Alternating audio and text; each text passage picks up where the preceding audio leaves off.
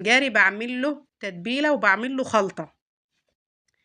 الخلطة بتاعته هعملها دلوقتي. انا هغلفها بالتتبيلة واروح اعمل لها الخلطة بتاعتها كده. تمام، غلفت كلها، فردت التتبيلة بتاعتي كلها عليها كلها. هنا بقى الخلطة: بشرت جزرة، على بصلاية قطعتها مكعبات كده، لو عايزة تقطعها شرايح عادي، مع فلفل مقطعاه برضو شرايح، والليمونة قطعتها شرايح وهحطها مع السمك، ورشيت عليها رشة كمون وكزبرة كده، رشة خفيفة، وهفردهم على السمك وحطيها في الفرن بقى، وشوفي جمالها وطعمها وحلاوتها بالتتبيلة دي.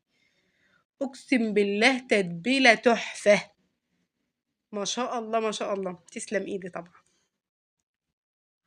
تستغربوش انا بحب اشكر في اكلي قوي.